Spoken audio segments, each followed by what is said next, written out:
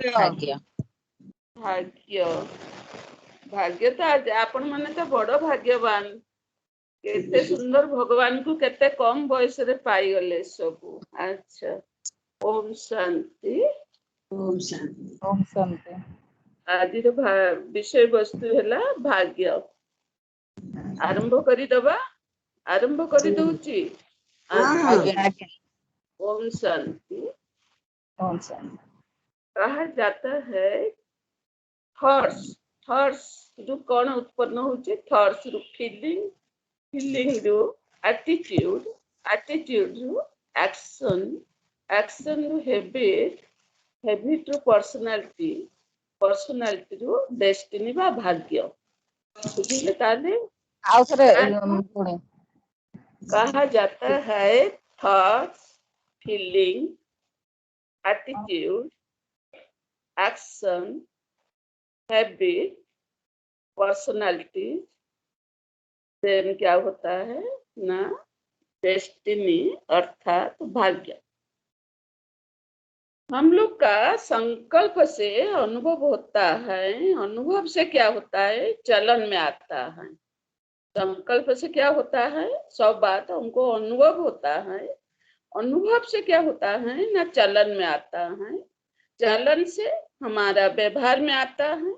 व्यवहार से हमारा क्या होता है अभ्यास में आ जाता है। अभ्यास से हमारा व्यक्तित्व में विकसित होता है। व्यक्तित्व से क्या होता है ना हमारा भाग्य बन जाता है। इसका मतलब है भाग्य बनाने का मूल बीज क्या है ना संकल्प। लेकिन हम कभी कभी हमारा भाग्य का ऊपर ध्यान नहीं देते हैं। हम खुद का भाग्य का ऊपर में ध्यान नहीं देने के कारण इसीलिए हम अपना संकल्प ऊपर में भी कभी ध्यान नहीं देते हैं। तो हम खुद का भाग्य खुद बनाते हैं। भाग्य ना माता पिता ना टीचर ना गुरु कोई बना नहीं सकते। हम खुद का भाग्य खुद ऊंचा या नीचा उठाते हैं। कोई भी बोल नहीं सकता कि मेरे लिए उनका भाग्य बन गया है। नहीं। एक दफा एक राजा ने उनका 3 बेटियां थी। 3 बेटियां को बोलता है आप लोग बोलो आप किसी के भाग्य से किसी के भाग्य से आप अपना जिंदगी बिताते हो। दोनों बड़ी बेटी बड़ा वाला बीच वाला दोनों बोले हैं कि हमारा पिताजी का भाग्य से हमारा भाग्य बनता है। लेकिन थर्ड वाला जो है वो बोला है कि मेरा भाग्य मैं खुद बनाता हूँ। राजा को गुस्सा आ गया। राजा ने क्या किया लड़की को लेकर के जंगल में छोड़कर आ गया। ये आने के बाद एक राजकुमार जंगल में घूमता था। देख लिया एक राजकुमारी वहां पर बैठे हैं तो वो उनको लेकर के अपना रानी बना करके राजनगर में राज्य में ले गया। कुछ दिन के बाद शत्रु और जो उनका पिताजी का जो शत्रु है उनका राज्य दखल करके उनको राज्य से निकाल दिया।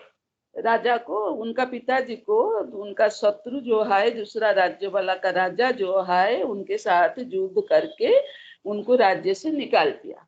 तो निकाल दिया तो वो भिखारी बन करके द्वार द्वार भीख मांगना शुरू कर दिया। उनके पास तो कुछ नहीं था। आखिर एक दिन वही राज्य दरबार पर जहाँ पर उनका बेटी है वहां पर जाकर वो पहुंचा है। तो पहुंचा है तो वो जो उसका बेटी राज दरबार पर देख लिया खिड़की में जे उनका द्वार पर उनका पिताजी खड़ा है। तो द्वार पर को वो बोला है कि जाओ जो आदमी वहां खड़ा है उनको अंदर बुलाकर ले आओ। तो वो राज दरबार का जो जगवाली था ना वो क्या किया उसको लेकर के बुला करके अंदर ले आया। तो वो अंदर में देखता है तो उसका अंदर में जो रानी है उनका बेटी है।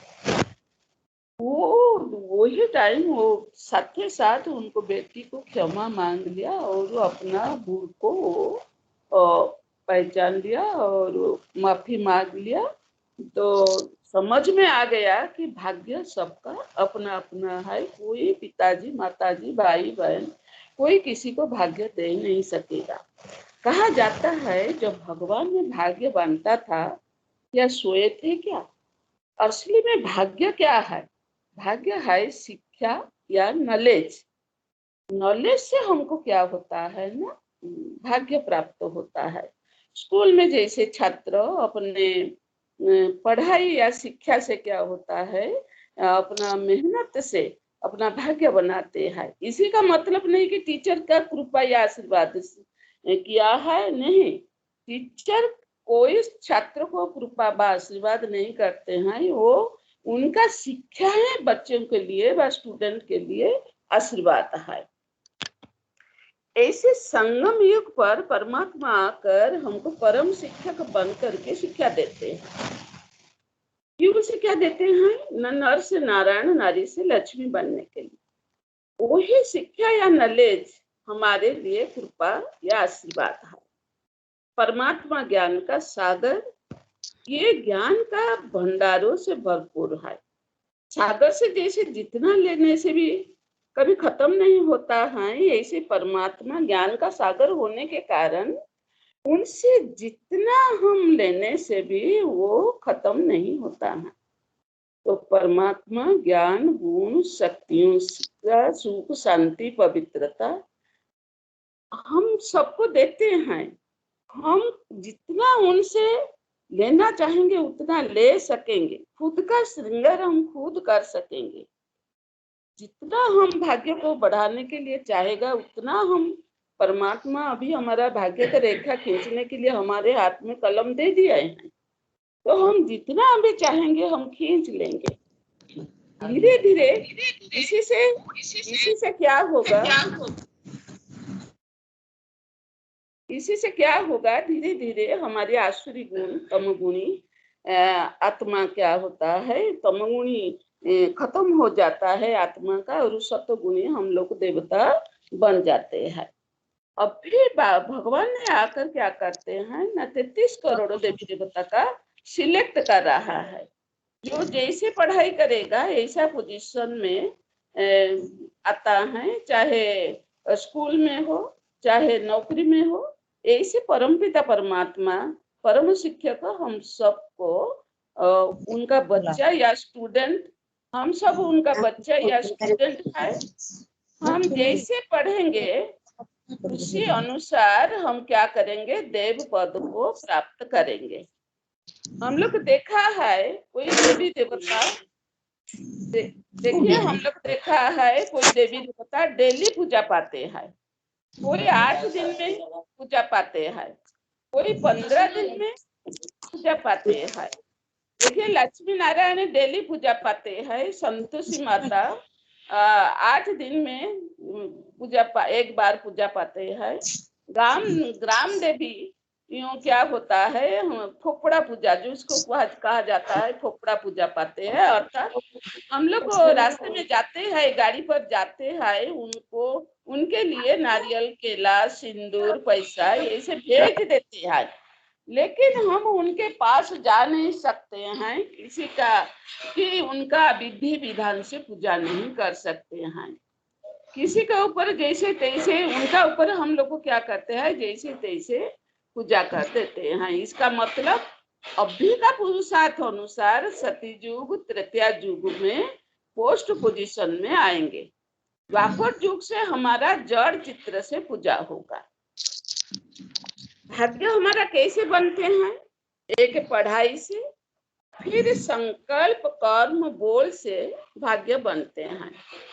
संकल्प से हम दूसरे को शक्ति दान देते हैं, बोल से हम ज्ञान दान देते हैं, और कर्म से हम गुणों का दान देते हैं। जितना हम दूसरे को दान देते हैं उतना भाग्य हमारा क्या होता है ना, बढ़ जाता है। इसीलिए बाबा ने ये तीनों का ऊपर में हम लोग को पूरा पूरा ध्यान देने के लिए बोले हैं। जितना हो सके हम तीनों का बैलेंस रख करके चलेगा तो उतना हमारा क्या होगा ना, भाग्य बढ़ते जाएगा। हम महादानी बनकर बाबा जैसे हम भाग्य विधाता भी बन जाएंगे। फिर हमारा क्या होता है, तन मन धन से भी भाग्य बन जाता है। वही तीनों का ऊपर हमको पूरा ध्यान देकर अर्थात बैलेंस रखकर चलना है। एक चीज उधर इधर हो जाएगा तो हमारा क्या होगा, तीनों बर्बाद हो जाएगा। एक चीज तन मन धन तीनों से एक भी इधर उधर हो जाएगा तो तीनों क्या होगा ना, बर्बाद हो जाएगा। यह तीनों द्वारा क्या होता है ना, विश्व नव निर्माण कार्य में हम सहयोगी बन भाग्य भी बना सकते हैं। भाग्य हमारा फिर क्या होता है, भाग्य हमारा पास्ट और प्रेजेंट का कर्म अनुसार बनते हैं। कभी कभी पुनर्जन्म का पाप का खाता अभी का पुण्य का कर्म अनुसार कट जाता है। जैसे जब हम शूद्र थे कलयुग अंत में, तब हम विकार के कारण बहुत पाप किए हैं। वही पाप फिर अभी संगम युग पर बाबा ने आकर हमारे द्वारा पुरुषार्थ करा के धीरे धीरे हमारे पुरुषार्थ अनुसार क्या होता है, हमारा पाप का खाता चुक्त होता है। जो हमको सुलिस जैसा भोगना था, ये कांटा जैसा बन जाता है। तो भक्त ने भी अपना भाग्य को लेकर भगवान को गाली देते हैं। भगवान को अपना भाग्य के लिए उल्लाना भी देते हैं। भगवान क्या क्या करे। एक बार एक दुखी आदमी भगवान को मंदिर में जाकर जोर जोर से रो रो कर कुछ मांगता था, लेकिन भगवान सुनते हुए नहीं सुनते थे। एक बार पार्वती शंकर के पास हिमालय के पर्वत के ऊपर में बैठे थे। उस समय यह भक्त दुखी होकर के भगवान को कुछ बोलता था। पार्वती के कान पर पड़ा। ये शंकर भगवान को बोली, स्वामी ये आपको कुछ कहता है और मांगता है, आप थोड़ा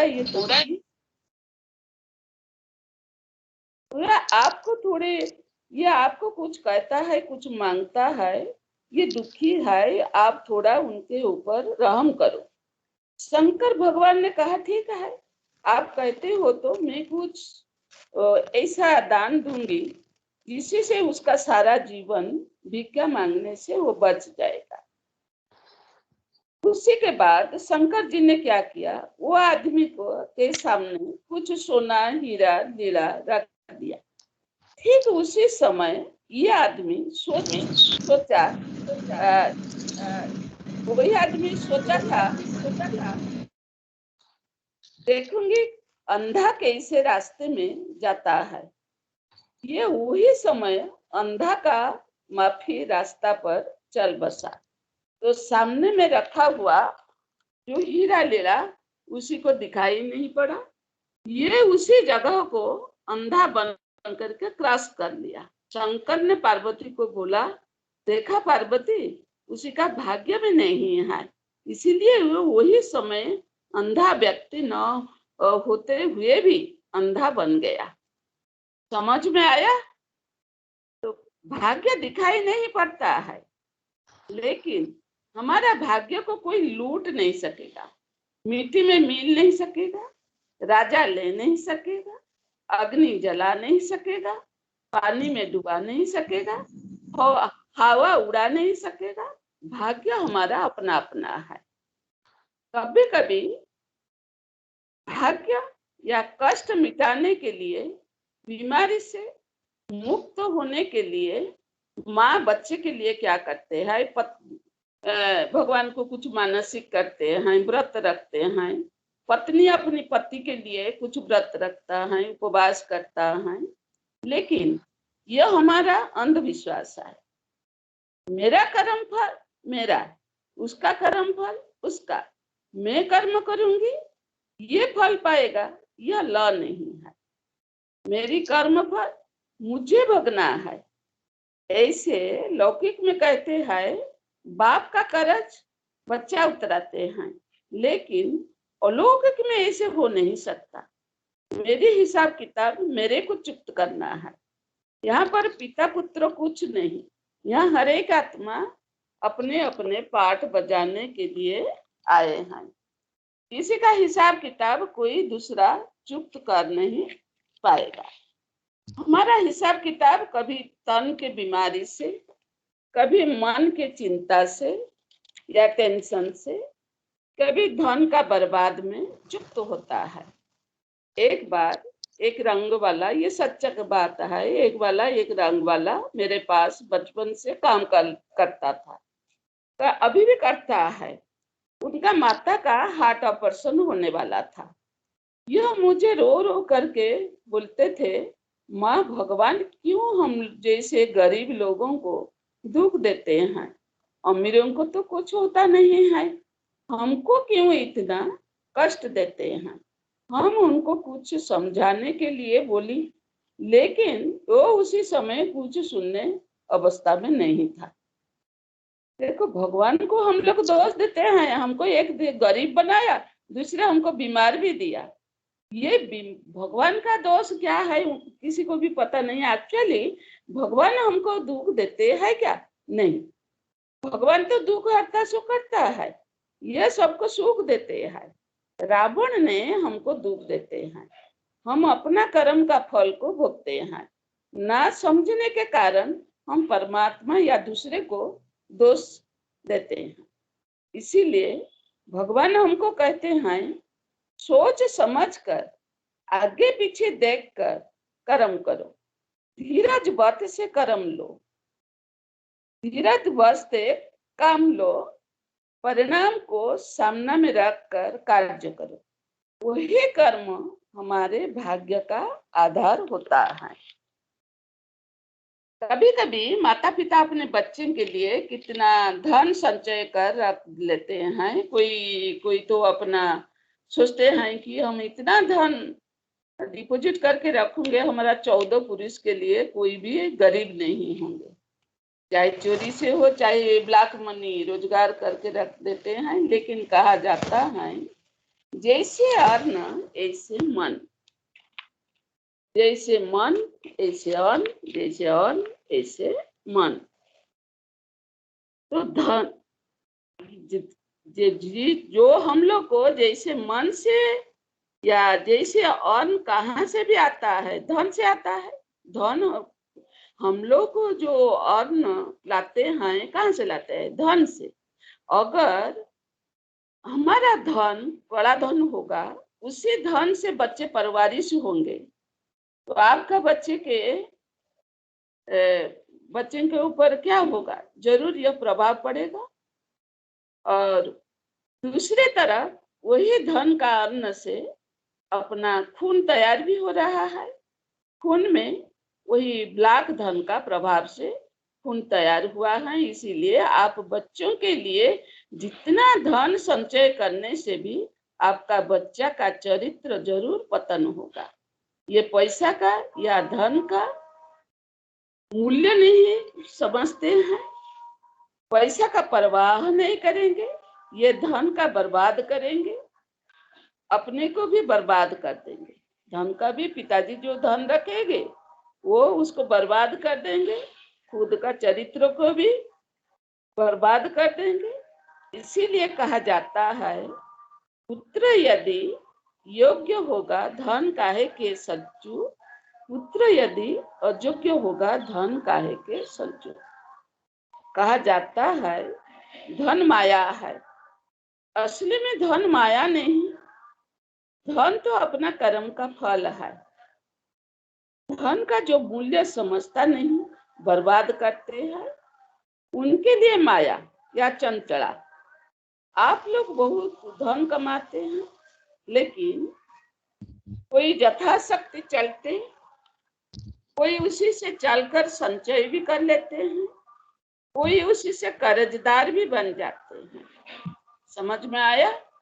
हम लोग को सब कोई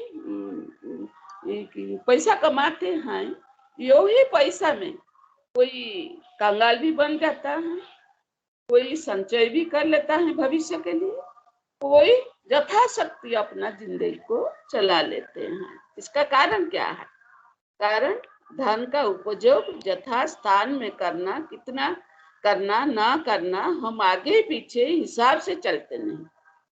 कभी कभी मोह बस होकर बच्चों को हम क्या करते हैं, उनका डिमांड के अनुसार ज्यादा दे देते हैं, आपको डिस्टर्ब ना करने के लिए। आप लोग तो नौकरी करते हैं, कभी कभी बच्चों को संभाल नहीं सकने के कारण वो जो डिमांड करते हैं ना, उसी का आशा इच्छा आप पूर्ण कर लेते हैं। कोई शिक्षा देकर मोल्ड कर देते हैं, कोई जितना जरूरत है उतना ही देते हैं। इसलिए कहा जाता है ये तन और मन और धन भी हमारे भाग्य बनाने में भागीदार है। कौन सा? ये तन मन और धन हमारे भाग्य बनाने में भी भागीदार है। इसलिए बाबा बार बार हमको बोलते हैं कि बच्चे ये तीनों का बैलेंस रख करके चल रहा है। हम जितना उनको बैलेंस से चलाएंगे, इतना कैसे हम बैलेंस में चलेंगे, जो सिंपल होंगे उतना हमारा वो संकुल बन जाएंगे और वो ही तन मन धन को बैलेंस में चला सकेगा। हमारे दिनचर्या को हमको ठीक से चलाना है। हर कदम में परमात्मा का अमानत समझकर हमको क्या करना है, काम करना है। और तन मन का अमानत, तो तन मन को अमानत समझकर हम लोग को क्या करना है, धन का ऊपर में भी हमको ज्यादा ध्यान देना है, कि तन मन धन से हमारा भाग्य बन जाता है। इसीलिए हमको हर कदम में उसी का हिसाब रखना है। बाबा बोलते हैं ना, बच्चे रजिस्टर मेंटेन करो। हमारा दृष्टि वृत्ति स्मृति से भी हमारा क्या होता है, भाग्य बन जाता है। दृष्टि जितना सिविलाइज होगा, हमारा वृत्ति भी स्मृति भी उतना पवित्र होगा। कहा जाता है पवित्र दृष्टि से सृष्टि बदल जाता है। इसीलिए हमारा भाग्य रेखा खींचने के लिए अभी बाबा ने हमको क्या करते हैं, बाबा हमको बार बार हमारे खुद के ऊपर में ध्यान देने के लिए बोलते हैं कि कदम कदम पर बच्चे पवित्रता का ध्यान रखो। जहाँ पवित्रता है वहाँ प्राप्ति भी पद्मा गुणा है। इसीलिए हर कदम कदम में हमको पवित्र, जितना पवित्र कमाई करेंगे इतना हमारा पद्मा का डिपोजिट होते जाएगा। दृष्टि नहीं बदलेंगे तो हमारा पवित्र दृष्टि नहीं होंगे, तो हमको जब तक हमारा दृष्टि पवित्र नहीं बनेंगे तब तक हमारा भाग्य भी नहीं बदलेगा। इसीलिए बाबा ने बोला है बच्चे ध्यान रखें अपने कर्मेंद्रिय से जैसे कोई भी विकर्म न हो। इंद्रिय जब तक हमारे कंट्रोल में नहीं है तब तक दरवाजा बंद नहीं होने से जैसे चोर घुस जाता है, ऐसे कर्मेंद्रिय ऑर्डर प्रमाण नहीं चलने के कारण माया हमारे अंदर आ जाएगा, अर्थात विकार का प्रवेशता हो जाएगा। विकार का प्रवेशता होने से हमारा भाग्य भी हमारे हाथ से छूट जाएगा। तो बाबा ने बोला है अभी संगम युग हर सेकंड में पद्म गुणा प्राप्त करने का समय है। इसीलिए हर सेकंड हर श्वास का महत्व को हमको समझकर आगे बढ़ना है। अभी संगम युग पर समय बहुत मूल्यवान है, हमको किसी को अपेक्षा करना नहीं है। अभी भाग्य विधाता परमात्मा आकर हमारा भाग्य बनाते हैं। इसलिए श्रीमत को पूरा पूरा हमको फॉलो करना है। मन मत या परमत या गुरु मत सबको हमको छोड़ना है। श्रीमत का हाथ अपना सिर पर सदा रखकर चलना है। हर कदम हमको बाबा से राय लेकर चलना है। अमृत बेला उठ बाबा के साथ रूह रिहान करना है। खान पान को शुद्ध करना है। वचन में शुद्ध पवित्र मीठा बोलना है। और कभी कभी बाप का प्रॉपर्टी एक दूसरे से छीन कर ले लेते हैं। संपत्ति के लिए माता पिता को मार भी देते हैं बच्चे लोग। माता पिता को मारने से आजीवन, एक तरफ आजीवन कारादंड भोगना पड़ता है, दूसरा तरफ भाई का संपत्ति लेने से बर्बाद भी हम लोग हो जाते हैं। इसीलिए कहा जाता है किसी से लूट करके मार करके भाग्य हमारा बदल नहीं जाएगा। किसी से हम लूटेगा या मारेगा कि किसी से हम धन ले जाएगा, इसी से हमारा भाग्य नहीं बन जाएगा। भाग्य में जितना होगा हमको इतना ही मिलेगा। माता पिता हमारे बच्चे लोग को जन्म देते हैं, लेकिन भाग्य हमको वो नहीं देते हैं। भाग्य अभी संगम पर परमात्मा ने आकर 4 युग या एक कल्प के लिए भाग्य देकर जाते हैं। इसीलिए कहा जाता है जो सोया है सो खोया है। द्वापर युग से भक्त कुछ दान पुण्य करने से दूसरा जन्म में क्या होता है ना, भाग्य कुछ बदल जाता है। बाबा कहते हैं जो धर्मशाला खोलते हैं ये दूसरे जन्म में धर्मात्मा बन जाते हैं। जो कॉलेज खोलते हैं ये जो अगला जन्म में क्या होता है, पढ़ाई में फास्ट आ जाता है। जो दान पुण्य करते हैं वो राजाई घर में जन्म लेते हैं। ऐसे भी भक्ति मार्ग में हमारा भाग्य थोड़ा बहुत बन जाता है। जो जितना स्थूल धन हो या सूक्ष्म धन हो दान करते जाएंगे उतना उनका भाग्य भी बढ़ते जाएगा। दाता बनो, देने में कभी कंजूसी नहीं बनी। देना माना लेना, जितना देंगे उतना पद्मा गुणा अभी संगम पर मिल जाएगा। इसीलिए कहा जाता है, इसीलिए क्या कहा जाता है, ये संगम युग सुहावन का युग है। संगम युग भाग्य को तेज बनाने का युग है। इसीलिए किसी का भाग्य को देख करके हमको ईर्ष्या नहीं करना है, किसी के साथ अपने को कंपेयर नहीं करना है, ना किसी को दुख देना है, ना किसी से कुछ लेना है। हमको वचन में मधुर बनना है, मीठा बनना है, सत्य बोलना है, सदा खुश रहना है, संतुष्ट रहना, संतुष्ट करना है। सबको प्रभु शक्ति का अनुभव कराना है। जितना प्रभु परिचय या ज्ञान दान देंगे उतना भाग्य हमारा बन जाएगा। आत्मिक दृष्टि, भाई भाई का वृत्ति पक्का करना है। सुखमय संसार बनाने के लिए परमात्मा का कार्य में पूरा पूरा मददगार बनना है।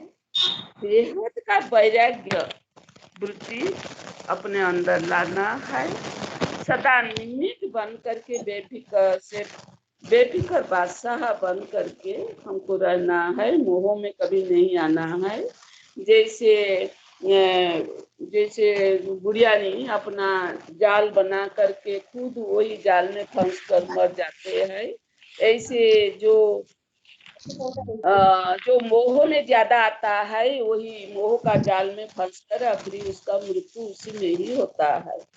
ऐसे कहा जाता है माता पिता की संस्कृति से सुख कर्म से पुत्र होता है सुखी। कहा जाता है ना, माता पिता के सुकृति से पुत्र हुए सुखी।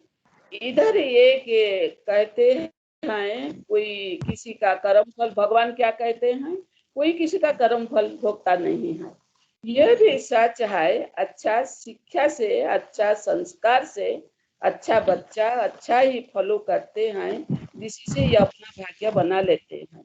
देखिए माता पिता का अच्छा शिक्षा, अच्छा संस्कार को बच्चे फॉलो करेंगे तो उसी से क्या होता है, उसी से उसका भाग्य भी बन जाता है। तो इसीलिए कहा जाता है माता पिता अच्छा होने से बच्चों का भी भाग्य भी अच्छा बन जाता है। आत्मा का जिस से पुण्य खाता जमा होता है उसी का भी बहुत आत्मा भागीदार होता है। देखिए, आपका धन से आपका बहुत, आप ईश्वरीय कार्य में धन बहुत दान देते हैं, आप सोचते हैं इसी से मेरी ही कार्य बन जाते हैं, लेकिन वही आप धन में भी बहुत भागीदार है। फॉर एग्जाम्पल, जैसे आप सेवा में धन सहयोग देते हैं, यह जो धन यह आपका केवल नहीं है, उसी में आपका बच्चों का भी, माता पिता का भी, स्वामी सास ससुर का भी भाग्य बन जाते हैं, क्योंकि ये सब आपका धन का भागीदारी है। उनका त्याग से तो आप ईश्वर कार्य में सहयोग दिया है, चाहे आप छिपा कर दिया है, वो चाहे बोल कर दिया है। जिस धन में सबका अधिकार है, उसी को आप अच्छा करने में लगाने से परिवार वर्ग का भी अच्छा होगा। बुरा कर्म में लगाने से परिवार वर्ग का बुरा ही होगा।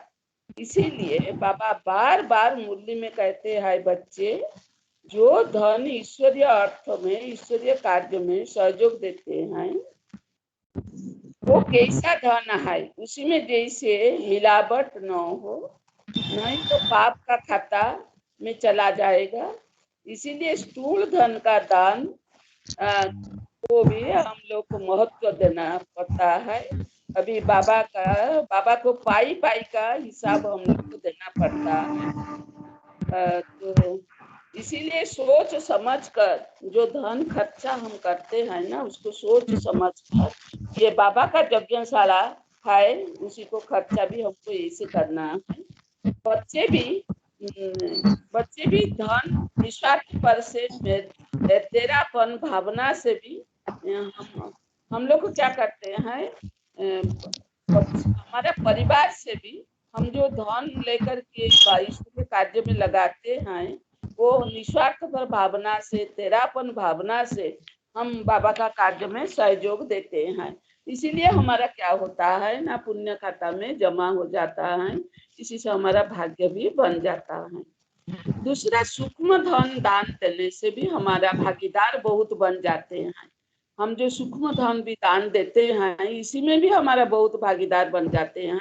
लेकिन सूक्ष्म धन दान से जितना हमारा भागीदार होते हैं, उनसे हमको दुआ से मिलता है, जिसी से हमारा भाग्य तेज से बढ़ जाता है। जो हमारे ज्ञान गुण शक्ति से प्रभावित होकर खुद को, अपने परिवार और समाज को परिवर्तन कार्य में जुट जाता है, उन सब से दुआ साथ शेयर भी हमारे पास डिपॉजिट हो जाता है। समझ में आता है? जो सब हमारे ही भाग्य का अकाउंट में जमा होता है, किसी का भागीदार कोई नहीं होता है। इसीलिए बाबा कहते हैं, बच्चे वही है जो 21 कुल का उद्धार करते हैं। एक तरफ उनका स्थूल सूक्ष्म धन दान से, दूसरी तरफ दुनिया उधार, परिवार का भी उधार पा लेते हैं। दूसरे तरफ क्या, एक तरफ क्या होता है ना, उनका स्थूल धन या सूक्ष्म धन दान से दुनिया उधार, परिवार भी उधार हो जाते हैं। दूसरे तरफ अपना जमा खाता भी क्या होता है ना, बढ़ जाते जाने के कारण सारा कल्प के लिए वो मालामाल बन जाते हैं। इसीलिए बाबा कहते हैं, चाहे स्थूल धन हो चाहे सूक्ष्म धन हो, दान करने में कंजूसी नहीं बनो। कंजूसी कौन बनेगा? जिसी के पास डिपॉजिट नहीं होगा। अभी का दान का कमाई अभी अंतिम जन्म में भी भिखारीपन से मुक्त कर किया। अभी हमारे वंश में आप लोग देखेंगे कोई भी भिखारी शायद नहीं है। तो देखा, अभी का जमा के खाते से अभी हमारा लिए इतना हमारे लिए क्या हुआ, इतना सब पैसा, हमारे पैसा डिपॉजिट, पैसा या पुण्य खाता जमा हो। हमारा बिरादरी भी हमारे खजाने को बांध कर खाते हैं। स्थूल धन भी सूक्ष्म धन भी आप रियलाइज करते हैं कि नहीं? मेरी ये अनुभव है, हम लोग को हमारे ससुराल में भी इतना संपत्ति होते हुए भी निर्लोभी बन करके वहाँ भाई लोग को दान दे दिया है। पिताजी का घर में भी इतना संपत्ति होते हुए भी हम लोग निर्लोभी बन करके भाई लोग को दान दिए हैं। यह सब क्या है? अभी का कमाई का फल, जिसी से हम खुद चलकर जिरादारियों को भी चलाते हैं। अनुभव करते हो? कभी कभी हमारा भाग्य को देखो, कभी कभी हम लोग को अपना भाग्य को देखना है। अनुभव तब जाकर के आप लोग को अनुभव भी होगा हम कितना भाग्यशाली है। स्वयं परमात्मा अभी मेरे भाग्य की रेखा खींच रहे हैं। तो हमारे हाथ में अभी हमारा खाता भी दे दिया है, कलम भी दे दिया है। बच्चे जितना खींचना है खींचो, इतना इजी से हम भगवान से भाग्य ले सकेंगे। जैसे सरस्वती देखो, केवल हाँ जी करके सरस्वती जगदम्बा हमारा मम्मा वो क्या बन गया? लक्ष्मी बन गया ना। कैसे? ना केवल बाबा ने जो बोला ये हाँ जी करके ये अपना जमा का खाता भरपूर कर लिया। लौकिक में भी माता पिता कुछ बच्चों से चाहता नहीं, उनको थोड़ा सम्मान देने से, उनका बात मान जाने से, चाहे संपत्ति दे ना दे, भाग्य तो बन जाएगा ना। जिस भाग्य से अखूट खजाना का हम मालिक बन जाएंगे। इसलिए क्या करना है? जो माता पिता, गुरुजनों, टीचर का बातों को हम जो सुनेगा अभी, वही परमात्मा का बात को वही सुनेगा, वही जा करके सत्ययुग में 4 युग के लिए अपना भाग्य को बना सकेगा और दूसरे के भाग्य को भी बना सकेगा। जितना दूसरे के भाग्य को बनाएगा उतना आपका भाग्य का खाता बढ़ते बढ़ते जाएगा। अच्छा, ओम शांति। ओम शांति। ओम शांति।